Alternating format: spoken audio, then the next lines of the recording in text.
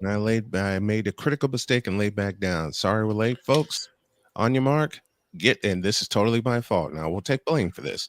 On your mark, get set, and go.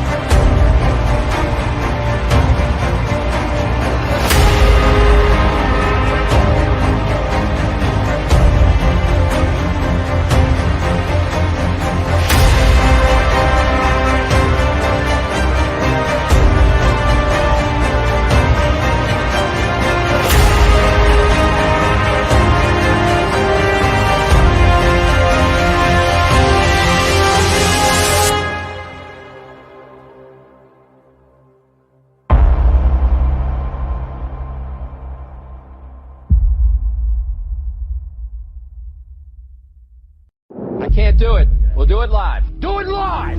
I'll write it and we'll do it live! Mister, will you please wake up, wake up, wake up, wake up, wake up?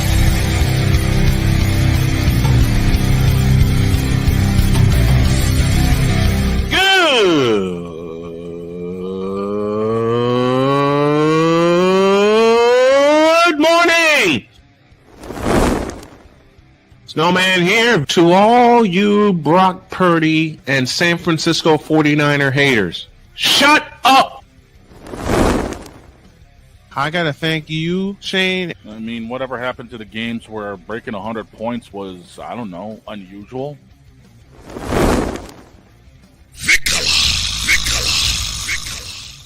There was one word to sum up the All-Star weekend. Trays. Cause we take this job so serious. Splash Brothers, yes. Ray Allen, replace him with Steve Kerr. Reggie Miller, yeah.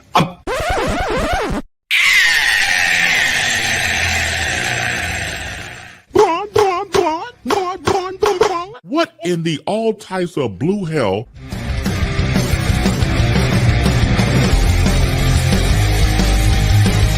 Oh, yeah!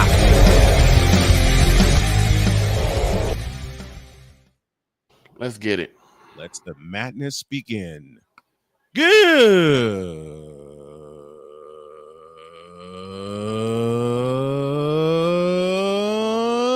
morning.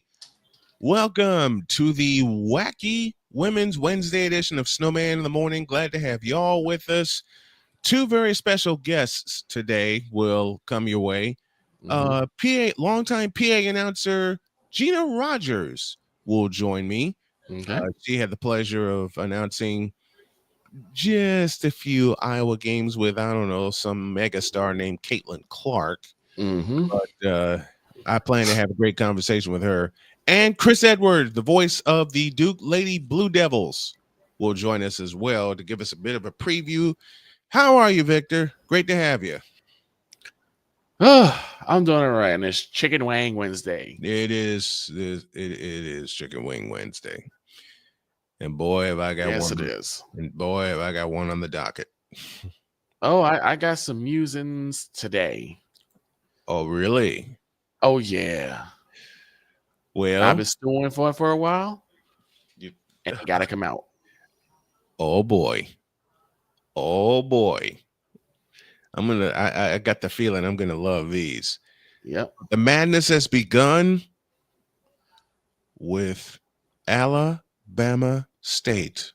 Yes. Pulling off the upset on a baseball upsets. on a baseball pass at the last possible second. With 1 second remaining. Oh boy, I'm sorry about that. Quiet. Noise got loose. Oh. Do it this way. Alabama State won it last night at the last second. The last possible second. 70 to 68. Man. And the first words I texted to the boys in the GC were "Alla bleeping Bama State" Yep. on a game. What a game winner! Yeah. That the game tied 68 apiece and just 3.4 seconds remaining. Right. Alabama State, the Hornets, the mighty Hornets, had to go the full 94 feet. The length of the floor. They had to go the length of the floor. Thank you, Jim Durham. And Amar Knox, after a scramble for the ball, put it home with 1 second remaining. Mm-hmm. Incredible. This is what you call a bracket buster. Man.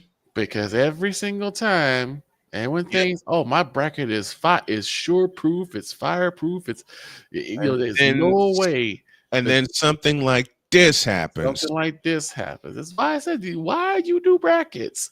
Why do we do brackets? Because you know that you can't. I put it this way: you cannot predict human, I would say, vigor, gumption, just the will to win. You can't predict that. Nor can you predict a miraculous pass. Right. Or a miraculous basket. Amar Knox. Remember the name, folks. Amar Knox. Put it down. Write it down. And Alabama State is now headed to Lexington. Because you will see it again. Mm-hmm. They take on the overall top seed and number 1 team in the country, Auburn, on Thursday afternoon. And boy, do the Hornets, they climbed the first mountain. Mm-hmm. Okay, because when you're in the first 4, you got to win 7 times instead of 6. Right. Boy, man. Yeah. We know. Did it. We know. It's crazy. That was absolutely insane. I couldn't believe what I was watching.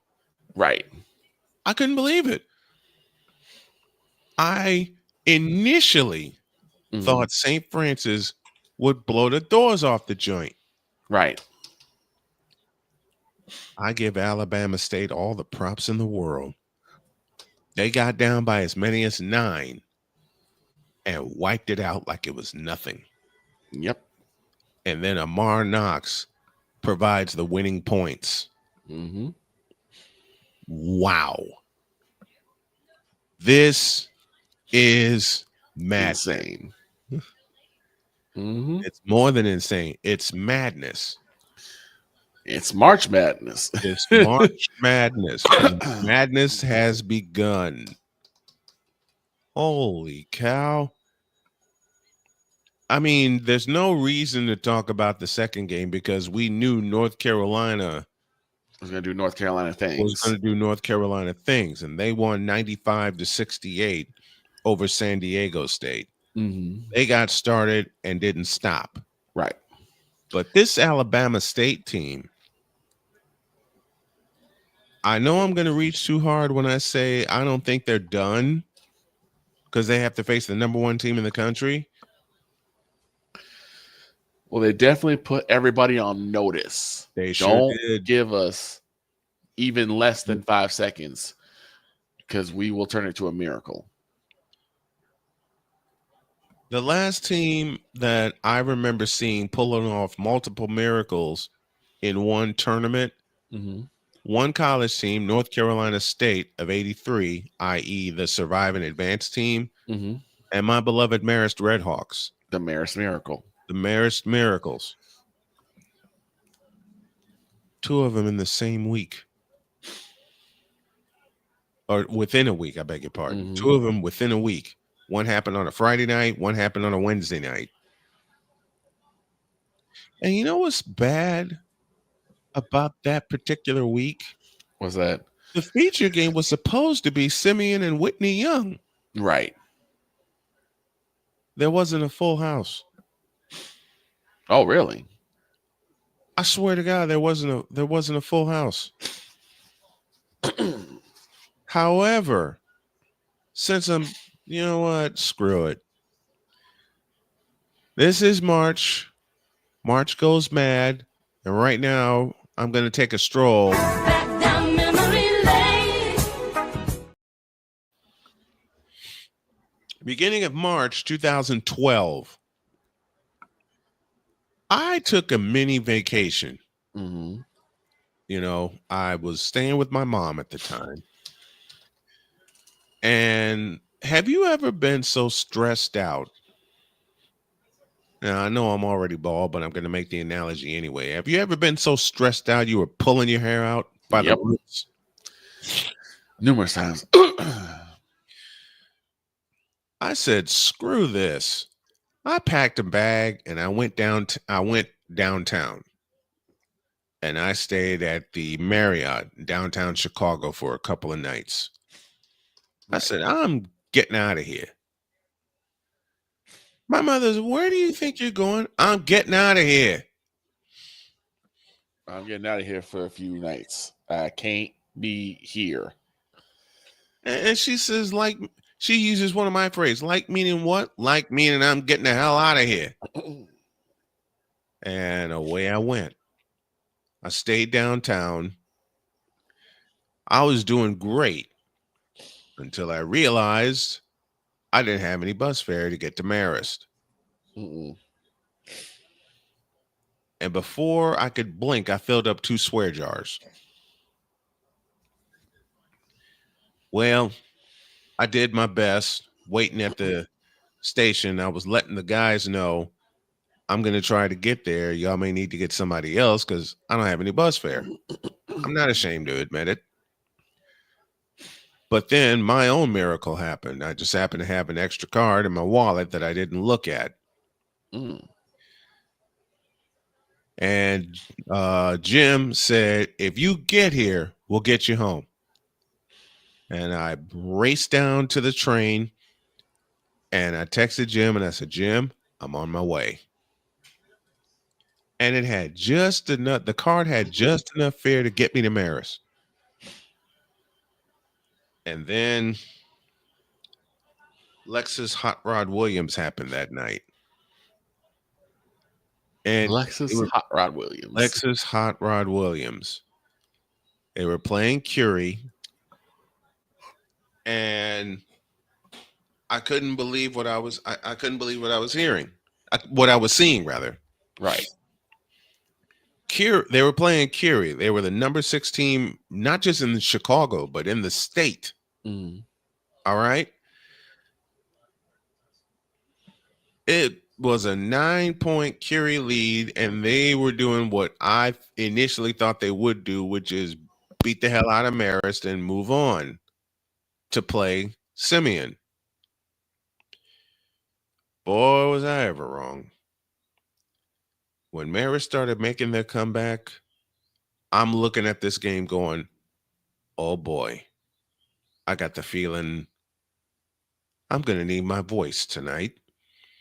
Now, normally I can cruise through a game without using my full voice, but Marist decided to test me. Remember what your parents used to say? Don't test me. Oh, Lord. Yeah, Marist decided to test me. Wiped out a 9-point deficit 3 times. You heard me right. They wiped out a 9-point deficit 3 separate times. And then Lexus Hot Rod Williams happened, who hit a 25-footer just about as the clock went dead. Yikes. And I lost it. That's when I immediately became a Marist fan. The titles I lost. Oh, yeah. The mind I lost. Lost.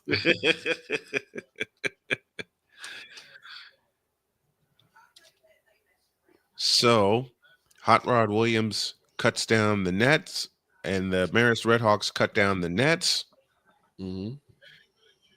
And the next thing I knew, the very next thing I knew, Mm-hmm. I get an email from one of the folks at High School Cube in Chicago. Right. Right. And the email says, "Congratulations, your clip is going to ESPN." Now, I'm 3/4 of the way asleep. You're like, huh? When I woke up, when I woke up and I saw that email, I said, "Fine." I went back to sleep. Woke back up. What? Exactly. I sat straight up and read it again. And I'm thinking, What in the all types of blue hell? what ESPN want with my clip? Oh boy, I got my answer. Mm-hmm. Because my phone and my email went non-stop with interview requests all over the place. And it started that Sunday night when the boys at Deadspin featured my call. Mm-hmm. And they were razzing on me. And at the time, I still was so stressed out. I'm thinking, okay, I'll get even with you. But then I thought about it. Brian, you were in your moment. It's publicity. Go with it. It's good publicity too. It's like Yep. even if they're asking, it's like, yo, this dude gave a performance of a lifetime and one of the most pivotal games. And you know, the guys at Deadspin, bless their hearts, reached out to me and they wanted to do an interview with me. I'm like, okay, let's see how far this goes. Then I get the email of emails. Your clip's headed to ESPN. Yeah, fine. I sit straight up in bed. What? And before I could blink, the phone was ringing.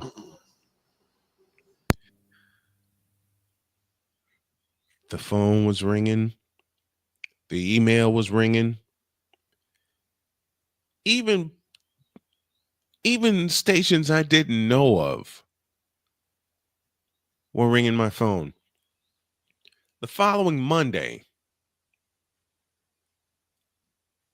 I get an email from WFAN in New York. Yep. I'm like, what the hell do they want? And it was Craig Carton, who has his own TV show now, wanted me on the air with him. I'm like, nah, this can't be. Yeah, it was. I was on Boomer and Carton for a good 12 minutes. Mm-hmm. And like, how do you keep your voice? I said, I don't know. I cannot tell you. Like, I have no idea. It just happened that way. I at the time it was my 16th year.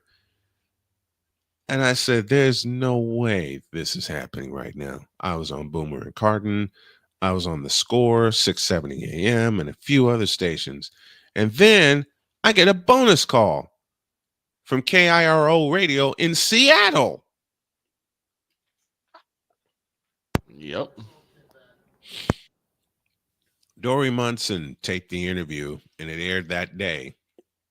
All of a sudden, I'm getting requests from the Pacific Northwest. I'm like, y'all need to quit. I just did a basketball game. Yeah. I'm thinking, okay, I'm going to get through the next week. Maris is probably going to get eliminated. Wrong again. Simeon and Whitney Young was a breeze. Bogan and Marist, however, wore my ass out. Wore out again. Bogan and Marist played a hell of a game. Marist wiped out a 15-point deficit in 2 minutes. Y'all wore out again. I'm going, I need my soundboard. I need my soundboard bad. As I mentioned, Bogan wiped out a. Excuse me, Maris wiped. Bogan went up 15. Mm-hmm. There's 2.5 minutes left, and I'm thinking, okay, This is where the over. This miracle is train where end. the miracle ends. Incorrect. And they start chopping away at the lead. They And you're start like, chopping away at the lead. Minute and a half left. Still down 10. And I'm thinking, this is going to happen again. It's going to happen again. mm-hmm. A minute to go. Down 7. Down to the final 30 seconds. Down 5. And then the final 15 seconds. They hit a 3 and then come up with a steal and a layup with 1.4 left in regulation. And I lost it again.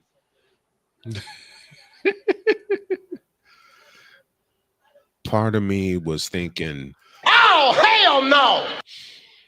the other part of me was thinking, how far can this go? How far can this go? You found out. Boy, did I ever found out. Dr. D, SITM means snowman in the morning.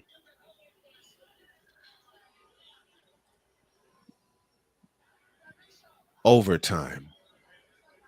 At your old house. Mine. Argo. Oh, right. Argo. Yeah, you did tell me this. The At Argonauts. your old house. The Argo Dome. The Argo Dome. The Argonauts. The Argonauts. The Argonauts. Yes. Man. At Yeah, you did tell me old, that. At your old house. The Argo Dome. Yeah. The Argo Dome was crazy.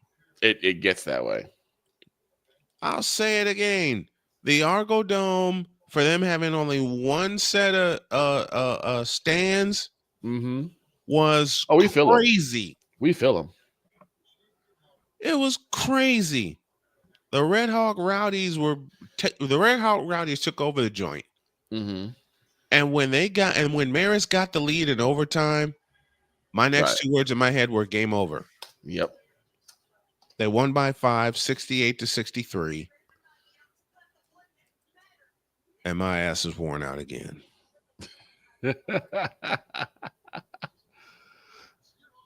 Whoa, ass out again. They wore my ass out again. Yep. And my stupid ass was thinking, there's no way the call I just delivered would go viral. And then it did. That's profiling. And profiling is wrong. And I was dead wrong. You know, all the calls I was getting after the first game, one. After the first Maris Miracle. Yep. Well, the second Maris Miracle happened, brought an interview with me and Dan Patrick. That's amazing. And I didn't get the request until that morning. His producer got a hold of me. I remember that. Are you telling me this? His producer got a hold of me and said, "You're coming on the Dan Patrick show. I will not take no for an answer. Please send me a bio and a headshot as fast as you can." Give me this button right here. I'm thinking, what the does Dan Patrick want with me? All right, I'll do as asked. And I did. They asked me to send them a bio, did that. Send them a headshot, did that. And I took the headshot from a game I did at Chicago State where I was the PA announcer. Mm-hmm. And I was at my mom's house. And I'm thinking, okay, please make this, Dan, I love you, but please make this shorter than 10 minutes. My mom is due home and I don't want her to say anything to me. Right. 8.5 minutes later, interview done. I go get dressed. and get the hell out of the house just in the nick of time. Right. I said, okay. As soon as I hang up the phone with Dan Patrick, I'm out of here. Because I know it's going to happen if my mom showed up while I was doing that interview. I made it. And the phone started ringing again. Yep. The phones started ringing again. And now I'm thinking, Oh, hell no! again. Friday comes. Again. Friday comes. I told Larry Babcock, who was at South Suburban College at the time, one of my good friends, I said, Larry, I might not make it to your home opener. And he says, oh, you're going to make it to the home opener. If we got to push it back while you ride this wave out, we'll push it back. Damn. Jim called me from high school Cube and said, well, you got one more game to do. Because what if Maris pulls it off a third time? He gave me my theme for that Friday night. Well, they didn't have a miracle left in them. They lost by 21. And as I'm seeing the team shake hands and exchange hugs and everything, I finally relaxed. I called Larry Saturday morning. I said, Larry, give me an hour. I'll be there. Then it was business as usual everywhere else. But those 5 days wore me the out. Yep. They did. They wore me out. And I couldn't, they wore my ass out.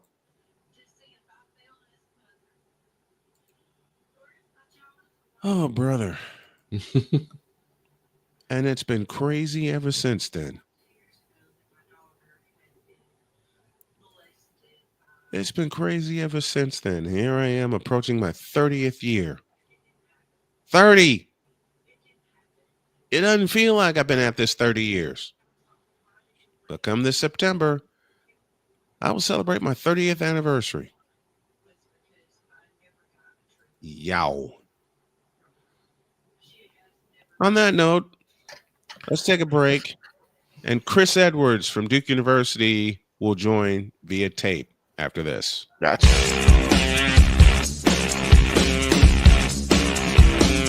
This is Snowman in the morning.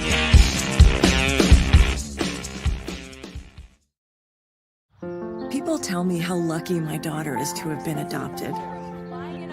But really, we're the lucky ones. Learn more at adoptuskids.org. This planet has been great to me. It's given me gifts that I can't even explain. It's given me adventures and memories I'll never forget. And Battleborn, I think, has given me the opportunity to go beyond and give something back. How can I be a better custodian to this planet and the place I live? That's where I am with Battleborn. Let's make the planet a better place. Whether it's news, the largest egg producer finds bird flu in chickens at a Texas plant, weather, devastating tornadoes rip through the heart of the United States, inspiration, a breast cancer survivor completed the journey of chemotherapy, and now begins a future one of matrimony or sports. Michael Jordan is shown on a photo with Diddy. LeBron James has a video extolling the virtues of a Diddy party. This has been yet another beating a dead horse presentation. We got you covered. BS3 Network, in association with Comey Media Incorporated, proudly present The Morning Shift with Cole Johnson. Live every weekday at 8 a.m. Eastern, 7 a.m. Central.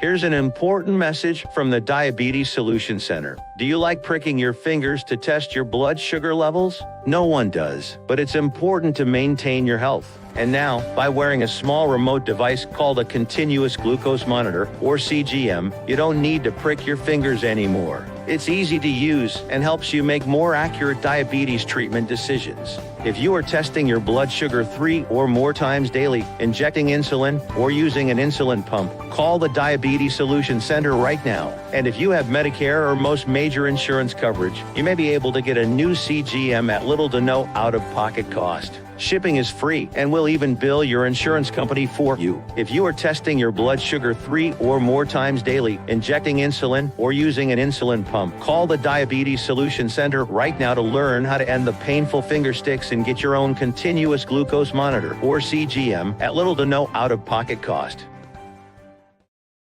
SeatGeek is the ticketing app for fans like Boomstick Lady. No free throw is safe from the roar of her sticks. SeatGeek helps her find a seat in the direct eye line of the shooter so she can sit where her boomsticks make the biggest boom. Everybody okay? SeatGeek handles the tickets to sports, concerts, and more, so fans can fan. Join the transporter to Hades. Your butt and gut becomes one. Join the reformer of hooker whores. This is my daughter, Placenta Booty Johnson. Join the bronze car. Whenever you are in distress, take off your baseball cap and throw it in the air. Join your very own superhero of broadcasting, Chris Bass. So whatever color crayon they get, they palm it and do 2 circles, and that translates to, I can beat up black people. As she takes you through the week's paces in Baseline. Live every Saturday at 8 a.m. Eastern, 7 a.m. Central, No, Pacific Time Zone people, just stay asleep when this is on live and just catch the recording. Oh, I'm sorry. Exclusively on the Chris Bass YouTube channel.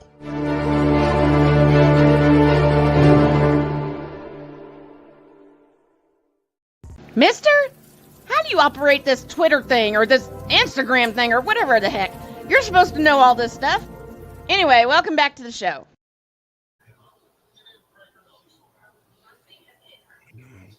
You know, all of my good friends are coming on this show. We've had mic to mic for most of this week.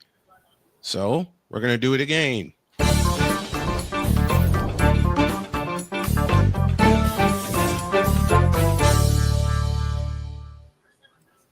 Please help me welcome back to the show the voice of Duke women's basketball and my good brother, Chris Edwards. Chris, how are you, man? Great to see you, buddy. Appreciate you having me on today.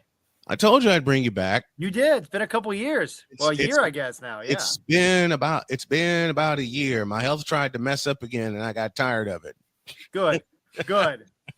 I got tired of it. My wife got tired of it, and she said, "If you're ready to really, really fix it, I'll help you fix it." And I said, "Baby, I'm yours." Yeah. help me.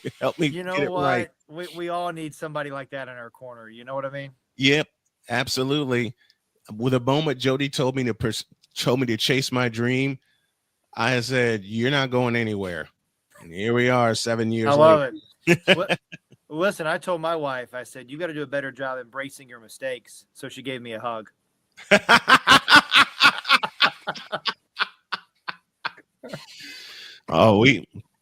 Jody and I have so much fun laughing together. We came up with 5 rules of the house. And rule number 1 is the wife is always right. Happy wife, happy life. Yep. I'm there. And the second rule is it's always my fault, no matter what it is. And she comes up with these convoluted ways that when something happened to her, it's my fault. I'm on the floor laughing by the end of her explanation. And I said, so somehow all that happened and it's still my fault. She says, "Yep." I just sit there and laugh. Hey, I told somebody, one of my friends got married. I said, "Hey, listen, some free advice. If you use these phrases, you're always going to be okay.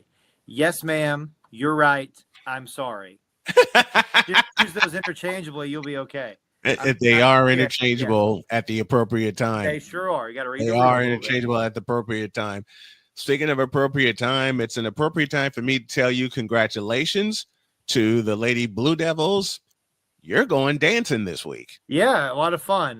With the third year in a row under Coach Lawson, this team's going to the NCAA tournament, coming off their first ACC tournament championship in 12 years. First time they got to the title game since 2017. Fun week in Greensboro a couple of weeks ago. Kind of the revenge tour for Duke. They beat Louisville, the only team to beat them at home in the regular season. They beat Notre Dame. It's interesting, the symmetry of that game in the semifinals. Duke went to South Bend about 3.5 weeks ago. It was a 2-point game at halftime. Duke was down 2 points at halftime. Came out, Notre Dame did in the third quarter, and just fired on all cylinders.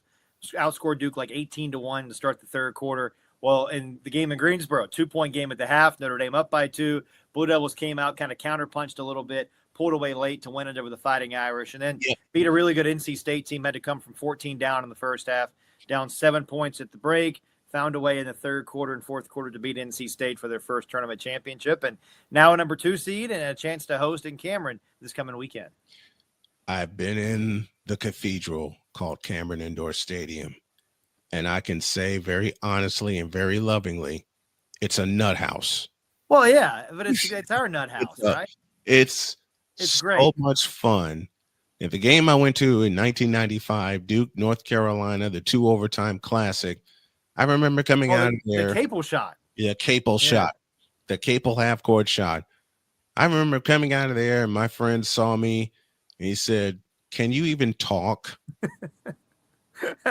Nope. It's funny, I think depending on which side of the rivalry you're on with that game, you think of that game as either the Capel shot or wasn't it like the Vince Carter dunk or is the dunk, right? It was the baseline, or was it Rasheed? It was somebody that it was a baseline dunk. So no matter which side of the rivalry you're on, you got a perspective on that game. It's the beauty of basketball in this area, right? It's Tobacco Road. It's the same for the women. I mean, man, you look at the league this year, holy smokes, 8 teams overall from the ACC. You could make a case for 9 or 10 teams, I think. And you got Duke as a 2. You got North Carolina as a 4. NC State's a 2. Notre Dame's a 3. I mean, the list goes on and on. So, Cameron's great. Good to have another weekend there, but we got to take care of business and hopefully get on to Birmingham next weekend. How big is it to see this team win the ACC tournament for the first time in a while?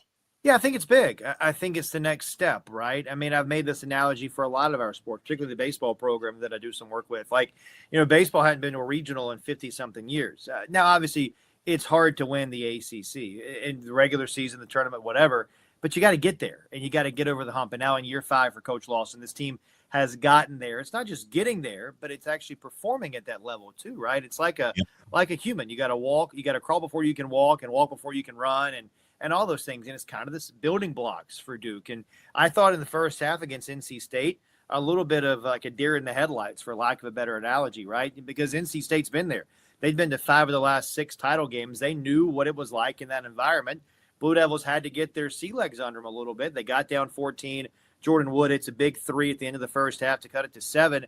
And then Duke just comes out and plays their usual brand of grinded out, physical, good defensive basketball. Made some big shots. Alucia Kanawa, 22 points, the tournament MVP. Ashlyn Jackson, 22 points. It's somebody different every night for this team, too. And I think that's the special part.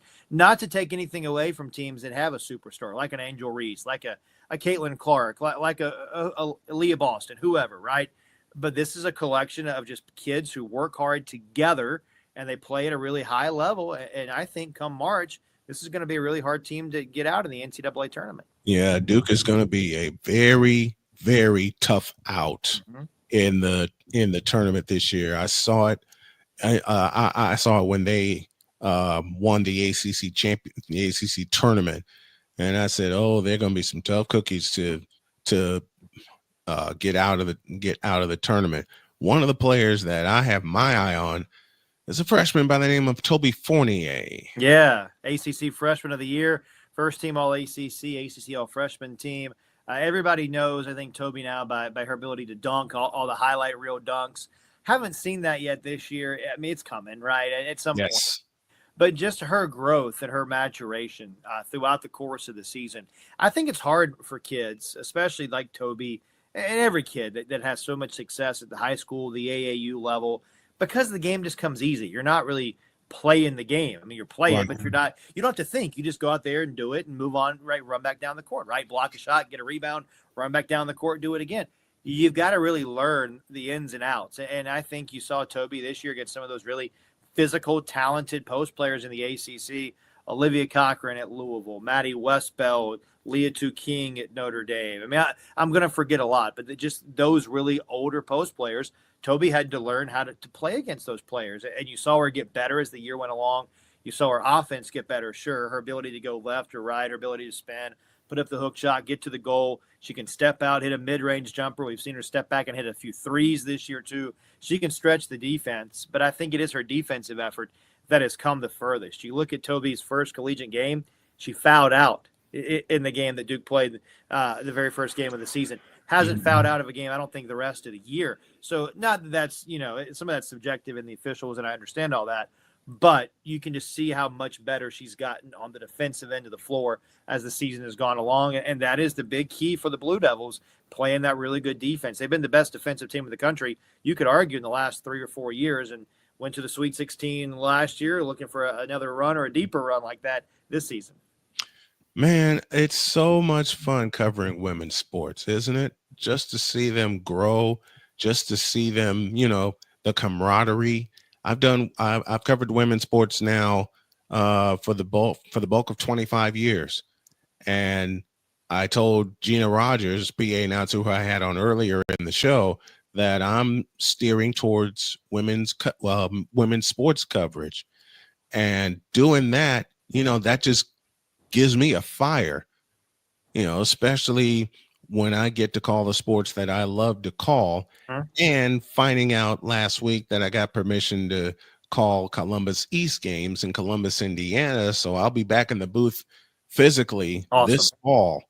But man, something about women's sports. I got hooked on women's NCAA basketball at the first year they had the Final Four, which was 1982. I've been glued to the television since.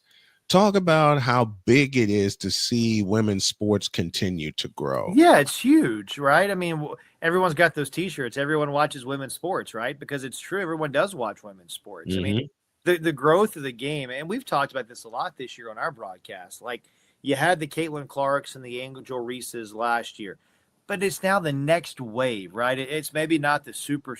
You don't have a Caitlin Clark or an Angel or whatever, but you've got a collection of players. I mean, you can look at Notre Dame, and you can look at, Hannah Hidalgo. You can look at Sonia Citron, Olivia Miles, Juju Watkins at USC.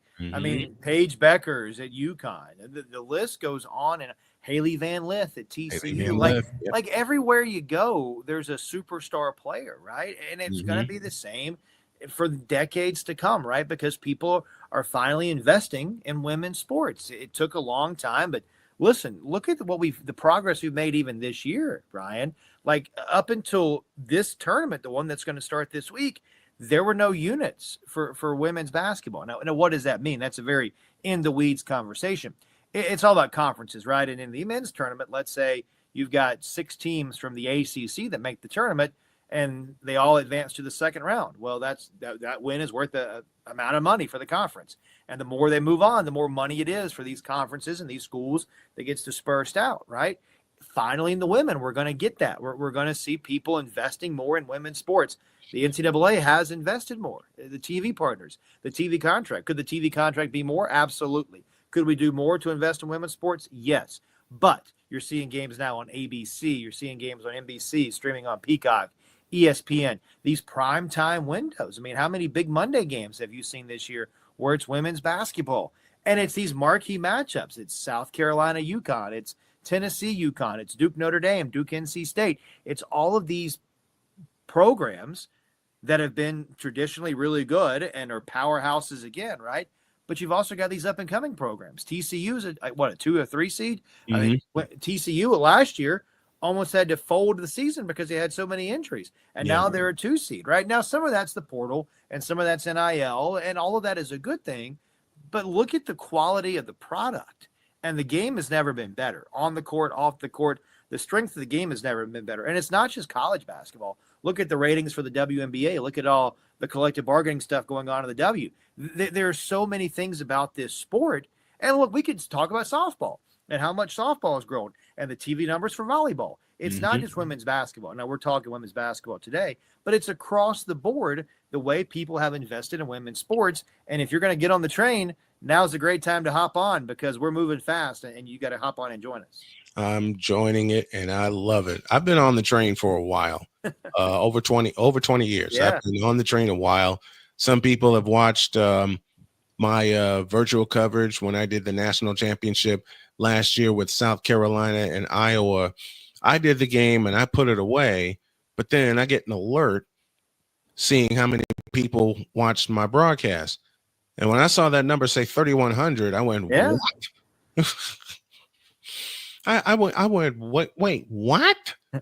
And my wife said, see, you can get numbers like that, just dedicate to women's sports and just go with it, be it in person or virtual. Cause I'm doing the women's first four tomorrow and Thursday, then concentrating on the women's tournament all the way through. Yeah. And really good games, really good matchups too. Oh yeah. Look, get deeper in the tournament, the matchups get better. Sure. Yeah. The matchups get better the deeper you go in the tournament. I can't wait, and I can't wait to hear your call when you get Duke. You'll be at home in Cameron Indoor Stadium. We will, yeah. I can't wait to hear your call for the NCAA tournament, my man. This is my brother Chris Edwards, the voice of Duke women's basketball and Duke baseball. You can check him out on the Blue Devils Sports Network. A pleasure, my friend. Always good to be with you. Pleasure. Appreciate you having me always. We'll do it again soon.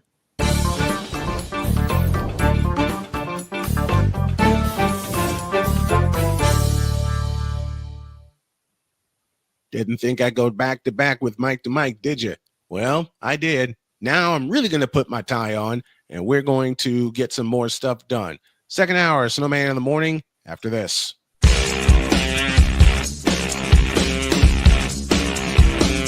This is Snowman in the morning.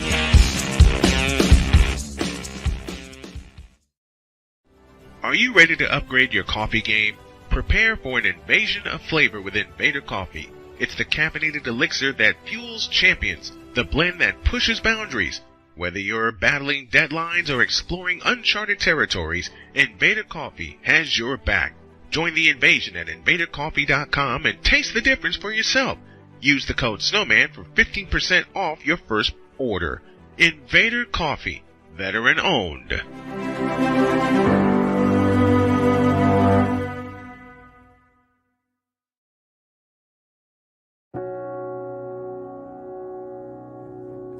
Do you remember our first group photo? This is it. Smiles all around, even though we were all nervous. Who could have imagined that our first weekend together would soon turn into a lifetime of memories? You're an amazing young man. Your brothers and sisters really look up to you. They're a big brother. It's so cool to watch the adult that you've become, and you really have done as much for us as you think we've done for you. You know, it took 20 years, and I got my third child, who was 17 at the time.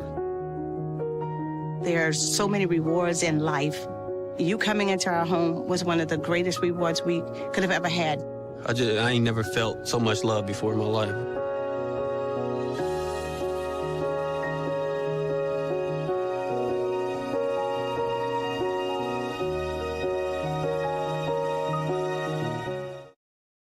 SeatGeek is the ticketing app for fans like the high five strangers got.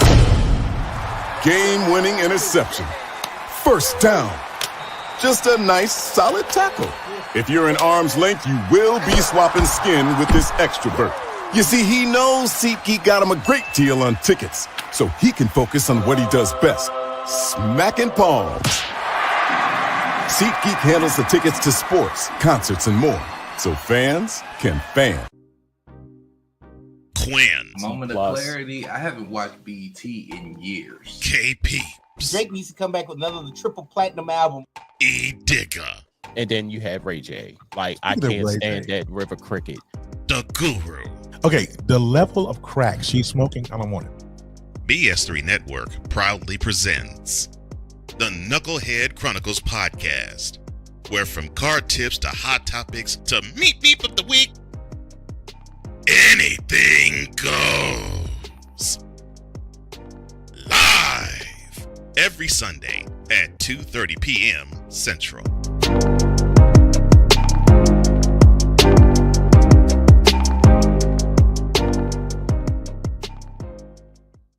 Sports bettors, listen up.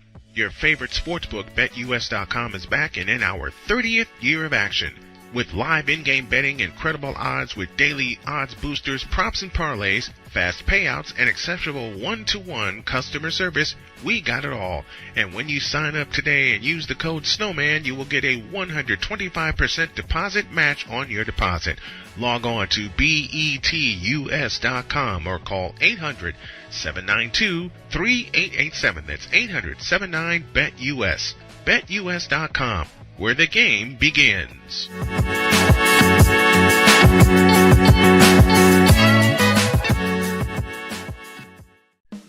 Attention sports fans, looking for the ultimate gear and apparel to show your team pride? Look no further than Fanatics, the #1 destination for sports enthusiasts. Visit SnowmanMultimediaSports.com today and shop a wide selection of officially licensed merchandise from your favorite teams and players. From jerseys to hats to accessories to collectibles, Fanatics has it all. Don't miss out on the chance to elevate your game day experience. Head over to SnowmanMultimediaSports.com/Fanatics and gear up like a true fan with Fanatics. Officially licensed everything.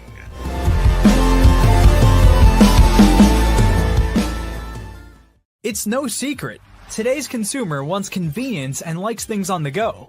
They want to be listened to and receive instant solutions to their queries. This can often make or break the customer service experience. That's why it makes convenient interactions easy for you. Whether your customers want to connect with you via text, Facebook Messenger, Google, Instagram, or website, all messages now come to the one easy-to-use inbox, so you don't have to check a dozen different sites from the platform. From here, you can send SMS or email, answer questions, schedule appointments, take payments, and close more deals simply by messaging back and forth with your customers. When someone searches for a business like yours, they will look at your reviews. So unless you have more positive reviews, they'll choose someone else. Luck makes it easy to collect hundreds or even thousands of reviews from your customers. Simply send a review invitation or create automation that requests customer reviews right after the sale, or maybe right after a service is completed. It will take them 30 seconds or less to leave the review. Now those reviews will show up on the search result and increase your ranking that matters most. Plus, our advanced reporting will show you exactly where your leads are coming from and if your website or ads are doing their job. So why are you waiting? Put your business way in front of your competitors, get more leads, convert more of those leads to paying customers by getting started with today. Mister? How do you operate this Twitter thing or this Instagram thing or whatever the heck? You're supposed to know all this stuff. Anyway, welcome back to the show.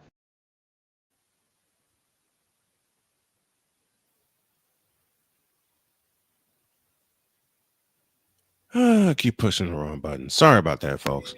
15 after the hour. We're inside the second hour of Snowman in the morning, and Victor said something earlier that he had some musings to release. Well, here you go. The random musings of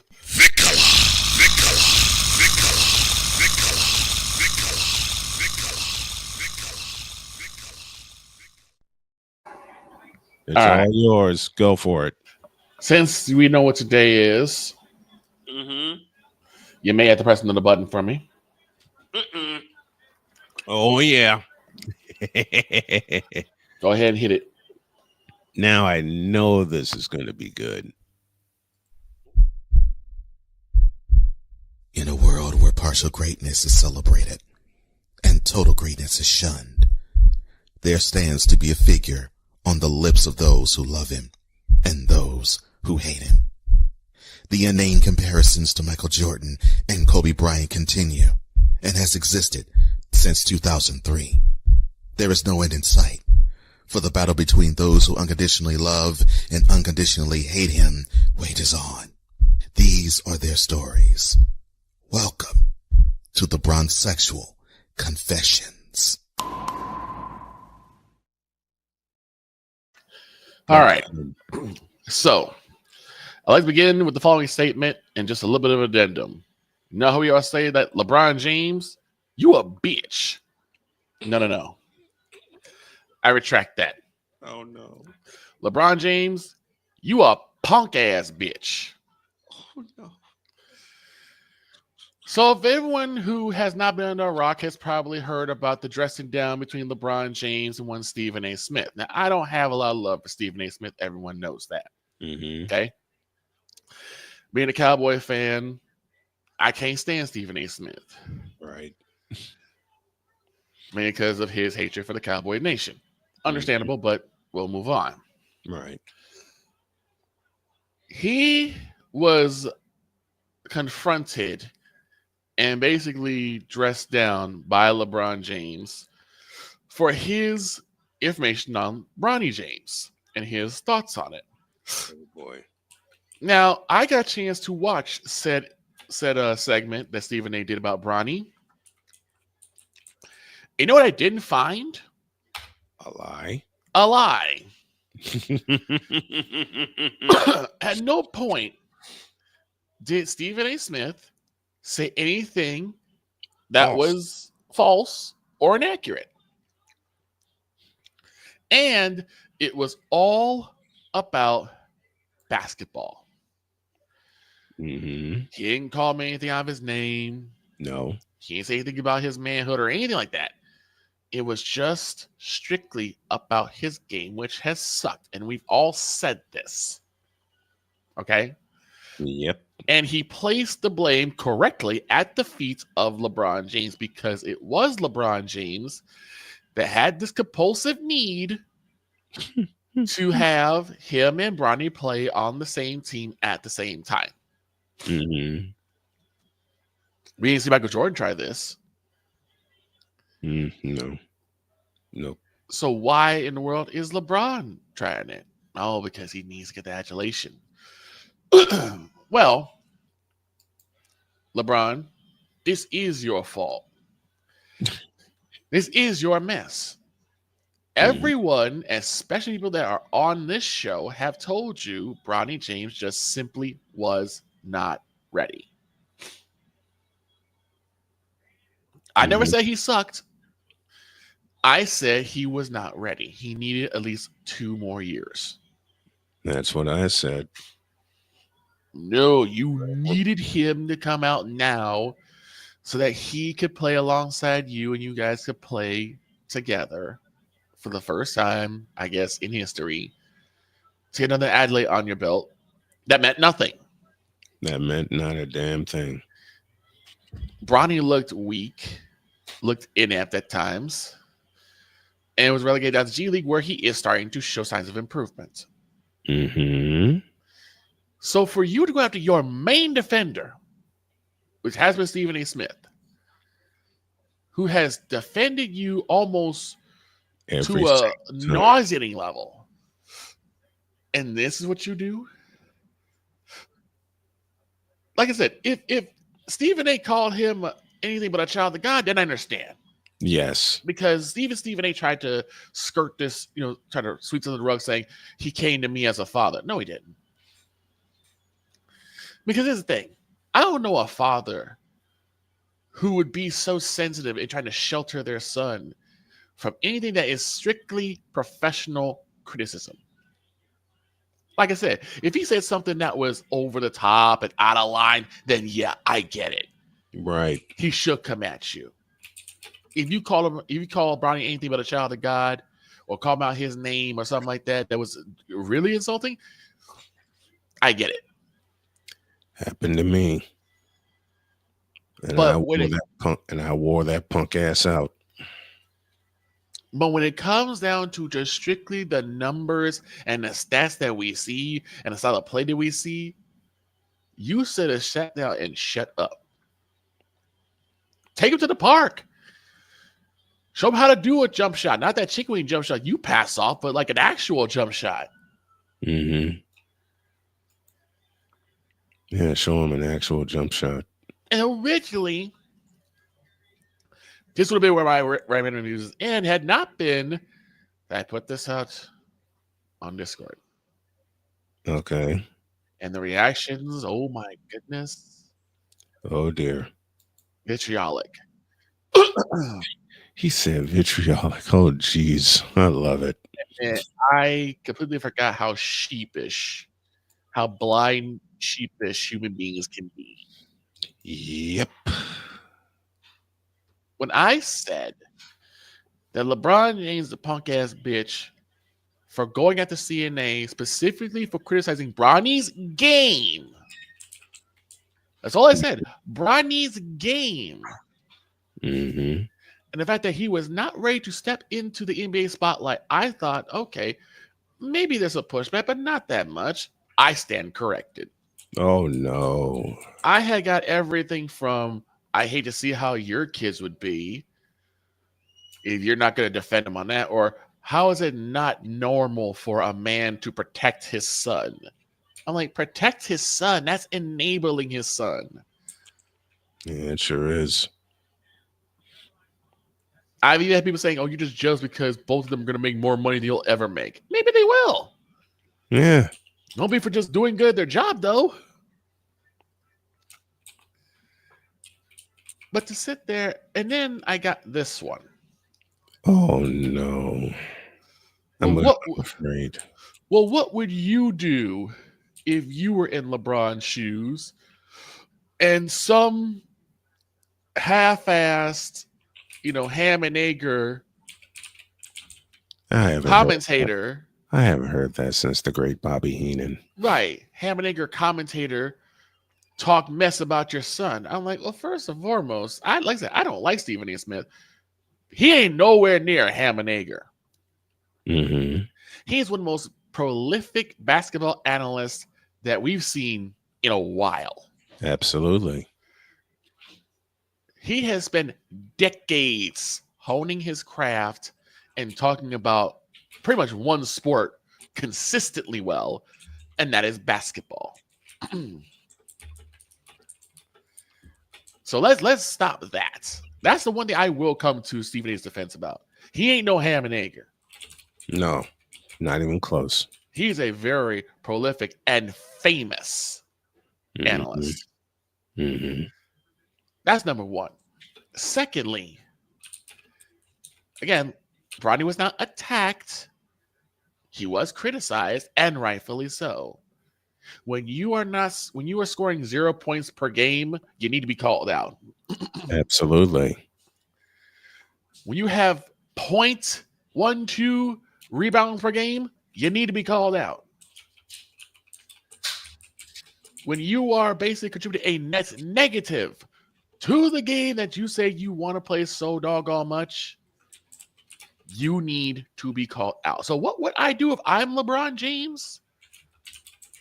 I'm taking my kid to the gym. Mm-hmm. I'm taking my kid to the park. Get him to run some layup drills. Get him shooting the ball. And make him keep running the drills until he gets it right.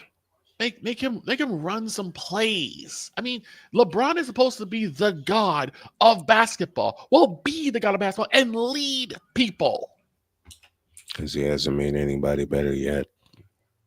And he's not even making his own son better. LeBron, you put your son in a very precarious situation. Because now he's going to be one of the first individuals to believe, he's going to be the first individual to be labeled as just a nepotist baby. Mm-hmm. And nepotism got him his spot. Nepotism got him drafted to the Lakers. Nepotism got him a spot to play in the NBA alongside his dad. And people are starting to see it wasn't earned. See, I want to tell y'all, folks, I don't really just come on here just to trash LeBron, okay? I try to find constructive ways for him to get better, so ways to get everyone else to get better. Mm-hmm. So what would I do if I'm LeBron James? At 7 a.m., because this used to happen when I was a kid. Although we did it because it was voluntary. My dad would wake up at 7 a.m. Say, hey, you want to go across the street and go shoot the ball around? Yeah. Me and my brother, we go across the street to the school. There's 2 basketball courts, didn't have nets, but they still had basketball hoops. And we go and shoot the ball around. Mm-hmm. When did that no longer be a thing? Yeah, when did that go away? I would do that if I'm LeBron. I would get up at 7 a.m., wake up, Bronny. We have a good, healthy breakfast. Go to the park. Maybe the park's a little too public, too much paparazzi. Go to. Okay, you guys have. I'm pretty sure you guys have a gym at home. You guys got hoops at home. Mm-hmm. Get out there and run drills. Plenty of them. Give a hand-eye coordination contest so he can actually, see the ball and snatch the ball. Mm-hmm. Do jump shot drills. Something so that your son looks better. Do the basics. Do the basics. Do the, what's that word, Snowman? Fundamentals. Oh my goodness. I just say a curse word here. Is this one for the swear jar? Nah, this one can stay because I said the same cuss word. And I have said the same cuss word when it comes to LeBron James for 22 years. Because to add to what Victor is saying, in a simple sentence, he hasn't got any. I'm not saying Bronny's a scrub. Right. What I am saying is he's showing scrub-like tendencies. They can be fixed. Because the last thing you need is Bronny James to look like the NBA's version of Caleb Williams or Justin Fields or even Dak Prescott. Oh, dear. Oh, dear. And if you don't fix it now, Bron, instead of getting in Stephen A's face and say, don't talk about my son, not only are you going to hurt his image, your image is going to you're looking like the NBA version of Will Smith at the Oscars. Yipe. And all y'all bronzexuals who run to his defense, you look even worse than that. Because you're about to be the NBA's version of Cubdom. Oh. Now, get the hell out of my face, you thirsty bitches. And thank you for listening to Random Musings. In a world where logic and sense flies completely out the window, while purple and yellow glasses are donned, rises a figure who encourages ridiculous, undying loyalty. Good Lord, I'm about to throw up. This has been yet another installment of The Bronzexual Confessions. Damn. That's what happens when I'm at office for a week. Yeah. I can tell you've been holding that one. You even worked Cubdom into the conversation. It's just, but no lies detected. No, it's like, again, I'm not trying to denigrate him. I'm not trying to denigrate Bronny. I think Bronny does have a promising future if he fixes it now. Mm-hmm. What you don't want is to do what his dad did, which basically was go through the first 7 years of his career playing average to mediocre basketball and everyone thinking he's the best thing ever, only when he gets his teeth kicked in the playoffs. I want him to get this stuff fixed now so that when he does get back into the main NBA roster and he does get back on the Lakers, he is now a positive influence and a positive addition to the team. Unfortunately, I don't think that's going to happen and I don't think what I'm going to say is going to happen because he should have stayed his ass at USC. He should have, but again, we're talking about it with hindsight. We know he should have stayed. Mm-hmm. We know for a fact he should have stayed, but now he's here. So the question is, what do you do now that he's here? All you can do is put him in the G League and hope for the best. But I'm not going to sit there and whine and complain and yell and scream at commentators? Really? That's when you're letting it get to you. Yes.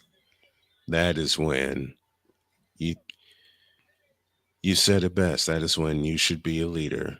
Shut your mouth and get your son in the gym. The help he needs. Get him the instruction he needs. And if you think you can't do it, find someone who can. You got superstars. I'm pretty sure if you talk to D Wade or Bosch or I'm not gonna use Harden. You talk to anybody. I mean, I'm pretty sure even Steph would say, "Yeah, come around, shoot the ball with me." Mm-hmm. Get his 3-point percentage up. He'd do it in a heartbeat. But this incessant hand-holding, this incessant coddling is doing him no favors. None whatsoever. And you going against, again, it would be one thing if he went against Skip Bayless. I'm like, okay, that was bound to happen. Right. One thing he went against someone like, say, Will Kane. That's bound to happen. That's bound to happen. Mm-hmm. But you go against your biggest supporter? Your biggest supporter? I mean, it's like you went against Nick Wright. Oh, geez. Not him. Not him. Okay, I'm done talking about that now. Whew. Oh, boy. I'll put a bow on this puppy when y'all get back.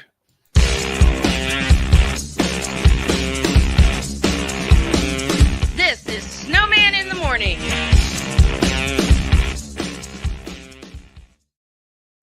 Are you ready to upgrade your coffee game?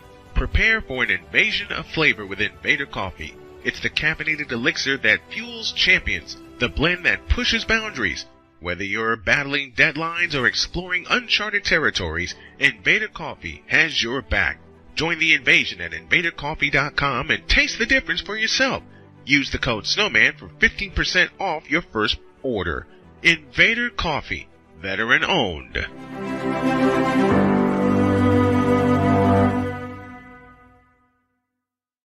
One of the great things about ordering meals from Mother of Macros is that you can do it from the comfort of your own home. Click the national or local delivery link to access the menu, and we'll ship the meals right to your door. We understand you won't always have time to plan, shop, prepare, and cook to provide healthy nutrition for your family, so the process is simple and saves you hours. We know you're busy, so our meals are professionally prepared and packaged. You only need to heat them up and enjoy. We provide macro-balanced, delicious meals, chock full of fresh, local ingredients with none of the stuff you don't want to eat. Plus, our menu changes every week, keeping your taste buds wanting more. We take care of your meals so you can worry about everything else on your list. Mother of Macros.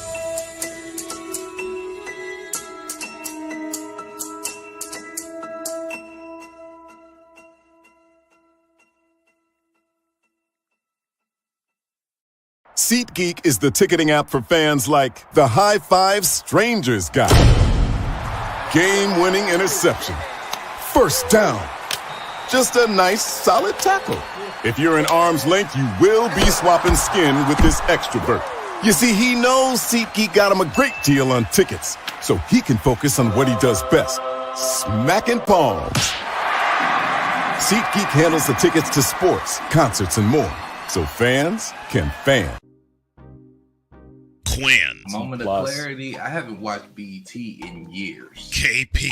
Drake needs to come back with another triple platinum album. E Digger. And then you have Ray J. Like, I can't stand that River Cricket. The Guru. Okay, the level of crack she's smoking, I don't want it. BS3 Network proudly presents the Knucklehead Chronicles podcast, where from card tips to hot topics to meep of the week, anything goes. Live every Sunday at 2:30 p.m. Central.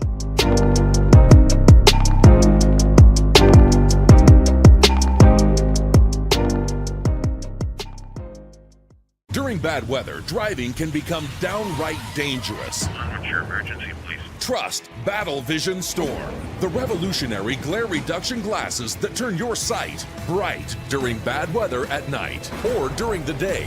Watch your ordinary vision become extraordinary. Battle Vision Storm uses light optimizing lenses that block blue rays so you see clearly in heavy rain at night or blinding snow during the day. Heavy rain, snow, sleet, or fog can make it impossible to drive. Not with Battle Vision Storm. Get your Battle Vision Storm for only $19.99. But wait, due to rising costs and supply chain shortages, this may be your last chance to get your very own at this low price. There is a strict limit of 4 Battle Vision Storm per order while supplies last. Don't wait, order now. Call 1-800-483-6319 or visit battlevisionstorm.com. So call 1-800-483-6319 now. Mister? How do you operate this Twitter thing or this Instagram thing or whatever the heck? You're supposed to know all this stuff. Anyway, welcome back to the show. Before we go on, 4 years ago today, I lost a very good friend. Name is Dom Errico, voice of Pittsburgh. Oh, wow. Yeah. He did, I think, one of his best achievements besides his family. He had a chance to be the PA for the first round of the NCAA tournament when they played Pittsburgh. Dom, we miss you. Miss you. We love you. And all we do from now on, we do in honor of you and the others we lost.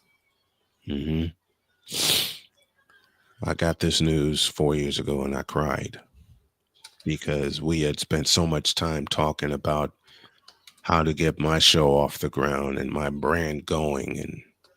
And I'm taking every piece of his advice now and I'm doing this right. So Dom, thank you for your kind words toward me and my family. Thank you for all of your insight. It is now being used. And thank you for just being a friend. Thank you, my brother, for being not just a friend, but a brother too. He was one of the ones I contacted when I married Jody. I contacted any and everybody that wonderful day in June. We love you, Dom, very much. Now, I have something to add to the bombs that Victor dropped. Uh-oh. You queuing up again? You see this wicked smile on my face? Yes. Here. In a world where partial greatness is celebrated and total greatness is shunned, there stands to be a figure on the lips of those who love him and those who hate him. The inane comparisons to Michael Jordan and Kobe Bryant continue and has existed since 2003. There is no end in sight, for the battle between those who unconditionally love and unconditionally hate him wages on. These are their stories. Welcome to the Bronzexual Confessions. Round 2, cook. So this happened. I had a conversation with a Bronzexual. What you mean? Right on cue. This half-witted idiot. I whole with it, half with it. This quarter-witted idiot. Quarter-witted? Jeez. Okay. Oh, I'm coming out firing today. Had the unmitigated gall, thank you, Stephen A., to say to me, quote, "Have you given up on your dream that Michael Jordan's the greatest player ever yet and embrace LeBron as such?" Close quote. No. I know someone that can answer that question better than me. Bishop Bullwinkle. Right.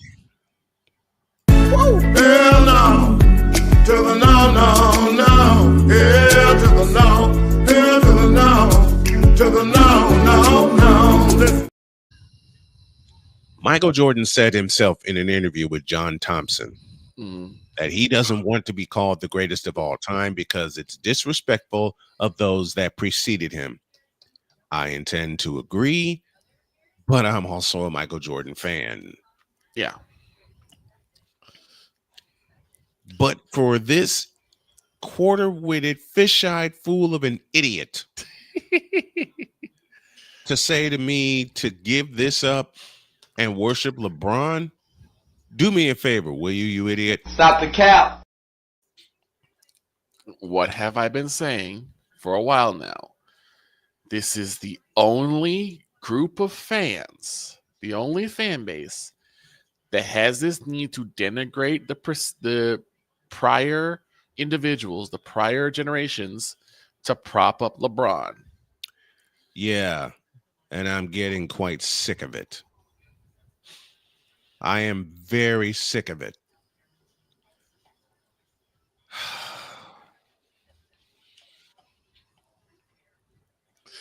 I don't have to explain the stats because at least this fool actually read them. Mm-hmm. But it was his next statement. No, let me quote the late, great George Carlin. Uh-oh.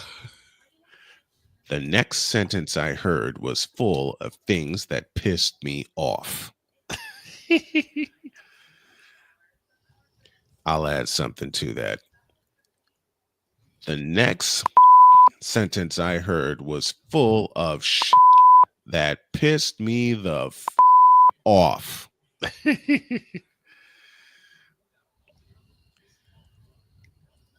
His next sentence said, quote, "It doesn't matter who you think is the greatest. LeBron has beaten them all." He hasn't played any of them. Close quote. Let me play that again for those of us in the cheap seats at old Chicago Stadium. And y'all know how I feel about Chicago Stadium. Mm-hmm.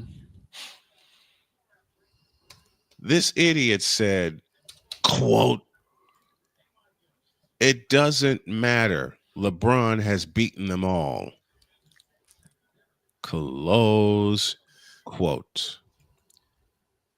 Now, before I deliver my retort, first this. This moment of bronze sexual stupidity is brought to you by Hooked on Bronix. When you start talking like an idiotic bronze sexual, Hooked on Bronix can set you right. Call 1-800-YO-KANG. Real LJPM, now approve all this. To quote one Triple H, liar, liar. That's a lie.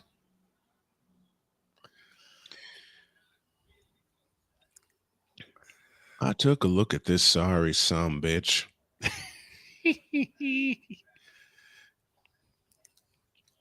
And thank God I didn't follow my first thought, which was to ask him to repeat what he said. I didn't want to hear it again. I said, LeBron has beaten them all, huh? He says, yes, and you can't prove otherwise. Oh, no. Oh, no. Like, oh, no. Oh, no. And he says, yeah, LeBron's won all the awards. Wrong answer. I can tell you one award in particular that he will never win. That's the other thing is, even if he did, what does that even mean? When it's time to show up, he shrinks. Exactly. When it's time to show out, he disappears. He performs a magic trick and disappears.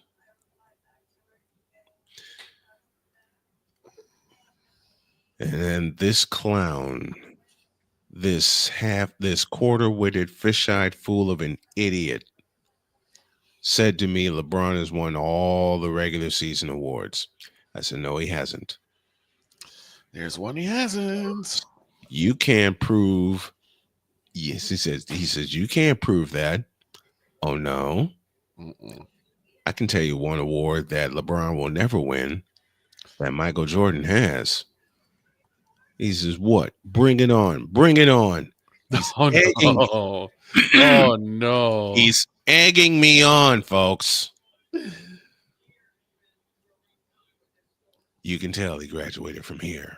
So I realized that I think, even though it's not advertised, right, there has to be a place for stupid people.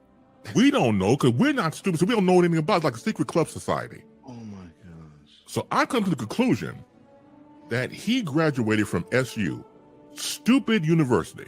Yeah, all the stupid ass letters that go along with graduating high honors of being stupid. I can't do no more, man. Vámonos, dominos, vámonos. Stupid university, where everyone graduates. Magna cum stupid.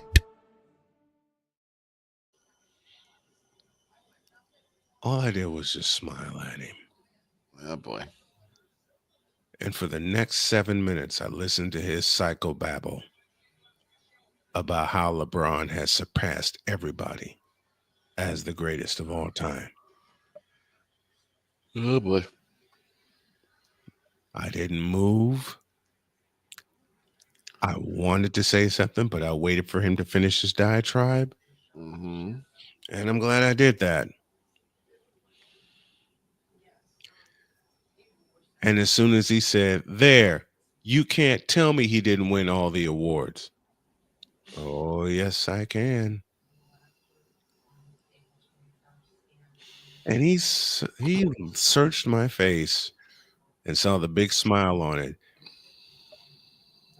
And he says, I will bet you $100 that you can't tell me an award that anybody else has won and LeBron hasn't. Mm-hmm. I said, have you got $100? Oh, boy. He pulled out his wallet and counted out $100. I said, you know what? Double it.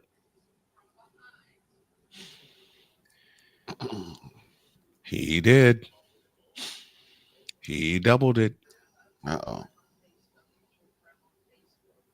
And I said, your ass is mine. And so is that money. Because I'll say 4 letters that you probably don't know the meaning behind, but it'll prove my argument. Mm-hmm. All right, what? DPOY.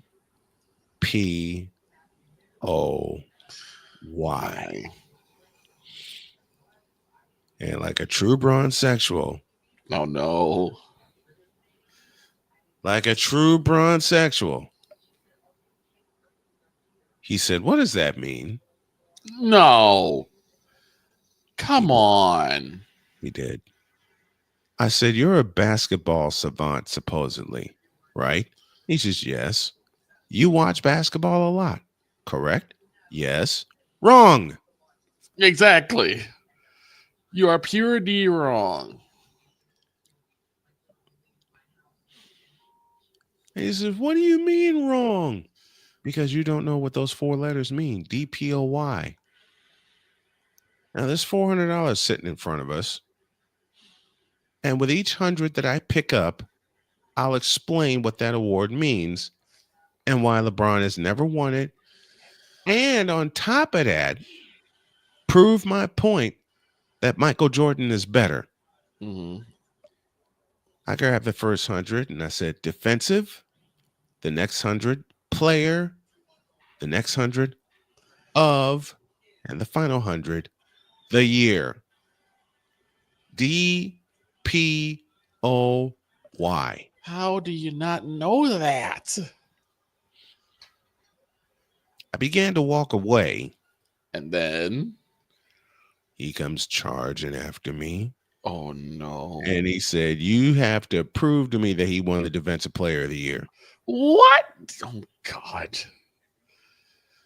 Oh, my God. No. I said, don't make me take any more of your money. Please. You're going to need it. Quit while you're behind because you're not ahead. This big dummy. He pulled the red fox out. Oh boy. This big dummy. You big dummy. Exactly. He says, I'm willing to put up more. No. And you can't prove anything. No. Where is it? No.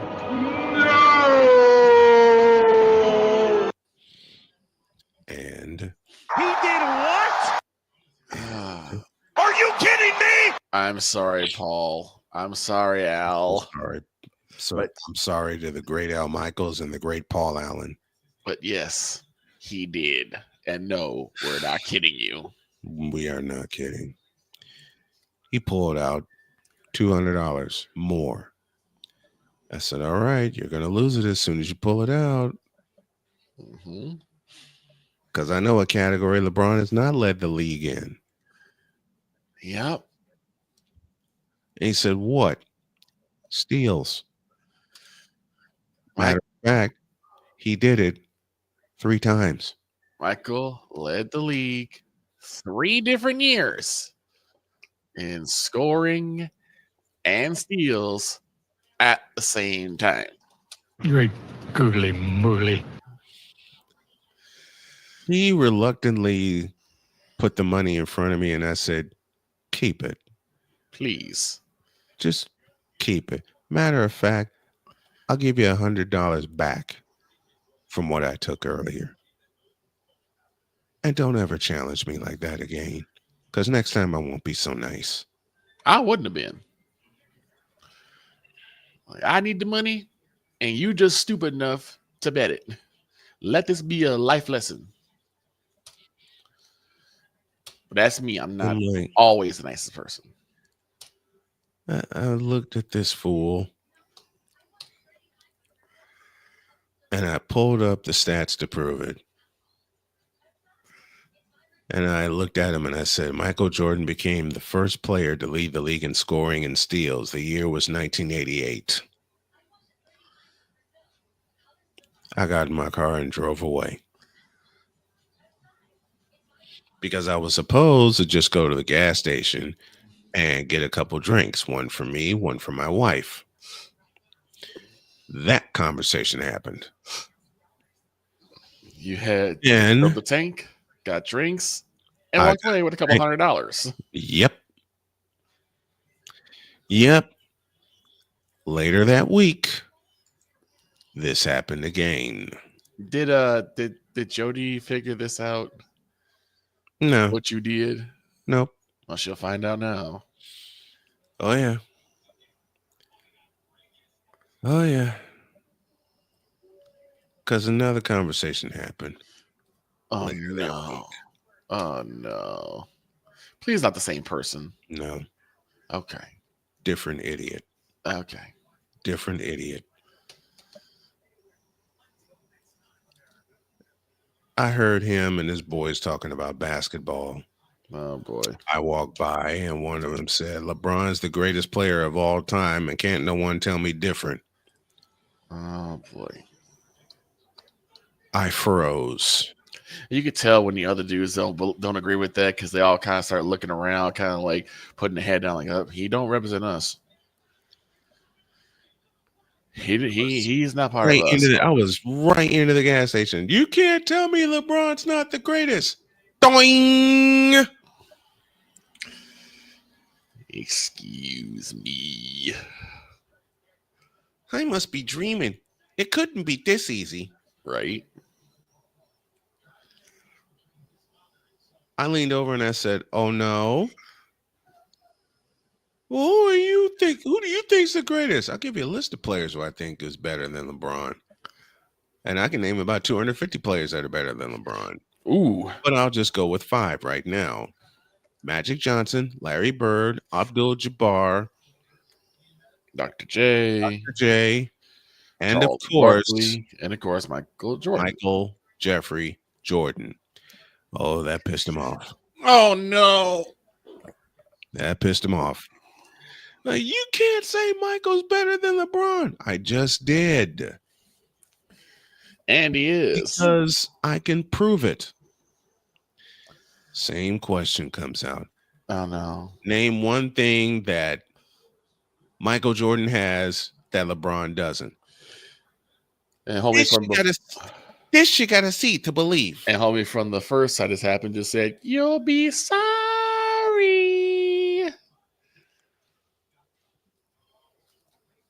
Al. He did what? Yes, he did. I said, are you really going to make it this easy?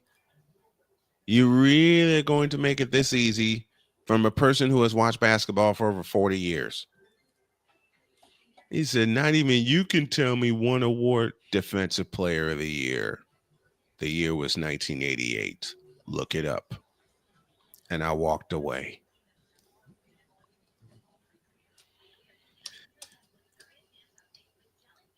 Now get out of my face, you thirsty bitches.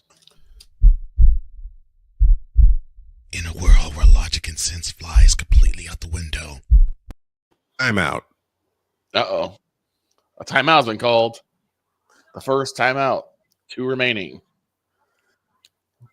Dear broadsexuals, you. Dear social media for putting Braun on, you. And finally. And dear all the networks that have shoved Braun down our face and up our asses for the past 20 years. 22 years now. You, and a whole lot of you. Now get out of my face, you thirsty bitches. In a world where logic and sense flies completely out the window, while purple and yellow glasses are donned, rises a figure who encourages ridiculous, undying loyalty. Good Lord, I'm about to throw up. This has been yet another installment of The Bronzexual Confessions. Take that. First 4 for the women is tonight. Yours truly will have the call beginning at 7 p.m. Eastern. We'll be up at 6:30 with the pregame show. And the Warriors won again. Hey! Out of their last 9. And they played without Steph last night and won by the score of 104-93. Nice. We'll touch on the Warriors tomorrow, as well as deliver the results from the first 4 men and women. Until then, folks, have a great day. God bless. Remember, one more piece of house cleaning. The entire interview with Gina Rogers will be on the YouTube page, as well as the entirety of the interview I had with Chris Edwards. Have a great day. God bless. And remember to make your next move your best move. And always remember, if your dreams don't scare you, then they are just simply not big enough. Dream big, do bigger, and have the nerve to go after them. So long, everybody.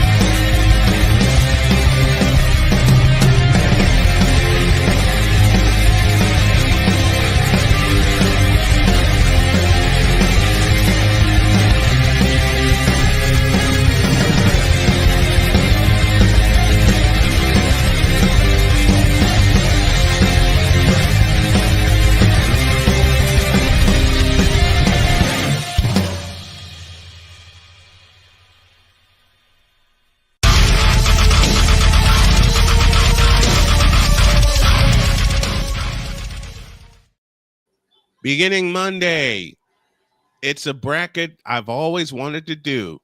A bracket of the greatest play-by-play announcers. And you guys are going to vote on it. See you tomorrow.